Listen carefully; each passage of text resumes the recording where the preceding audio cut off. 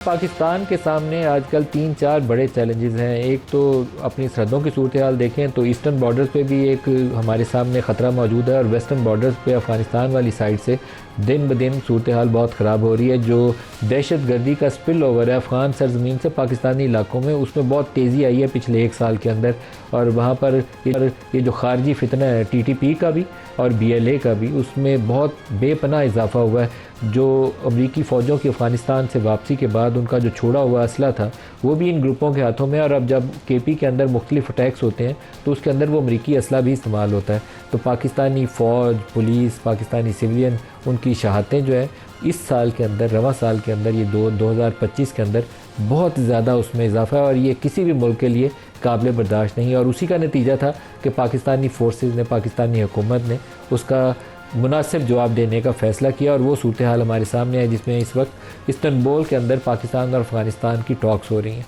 बातचीत टूट गई क्योंकि अफ़गान साइड जो है वो किसी तहरीरी मुआहदे के ऊपर या किसी ऐसे लाहे अमल के ऊपर जिसको ये हम कहते हैं वेरीफाइबल स्टेप्स,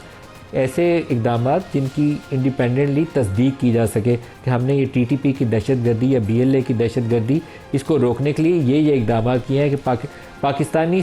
तरफ जो है अफ़गान सरजमीन को इस्तेमाल करते हुए पाकिस्तानी इलाकों में दहशतगर्दी नहीं आएगी। ये अफ़गान हुकूमत को एश्योरेंस देने के लिए सर्टन मेयर्स, सर्टन इकदाम करने हैं और वो यकीन दहानी एक तहरीरी मुआहदे की शक्ल में होनी चाहिए। वो देने से गुरेज़ा थे, लेकिन दोनों ममालिक जो पाकिस्तान के लिए इस वक्त बहुत दोस्त मुल्क भी हैं और इसमें इंपॉर्टेंट रोल प्ले कर रहे हैं, कतर भी और तुर्की भी, वो उनकी कोशिशों से वो बातचीत का अमल उम्मीद है कि अभी जारी रहेगा और शायद किसी नतीजे पे पहुंच जाए, जिसके इम्कानात काफ़ी कम है क्योंकि अफ़गानिस्तान के ऊपर इस वक्त इंटरनल डिवीजन्स हैं ग्रुप्स की। 2 चैलेंजेस हैं उनके लिए। वो पूरे जो अफ़गान ग्रुप्स हैं वो इस वक्त काबुल हुकूमत के पूरे कंट्रोल में नहीं है, और दूसरा एक्सटर्नली जो इंडियन इन्फ्लुएंस है अफ़गानिस्तान के अंदर, उसमें तेज़ी से इजाफा हो रहा है। वो TTP की फ़ंडिंग हो, उसको टारगेट्स की प्रोविजन हो, BLA की मुआवनत हो, या हमारे यहाँ जाफ़र एक्सप्रेस जैसे अटैक्स के ऊपर जो पूरा एक इंडियन सिग्नेचर अटैक था, अजीत डोवल वाली स्ट्रेटजी नज़र आती है उसके ऊपर, तो वो पूरा वो रास्ता इस्तेमाल करते हैं, अफ़गान सरजमीन को इस्तेमाल करते हैं, पाकिस्तानी इलाकों के ऊपर हमला करवाते हैं।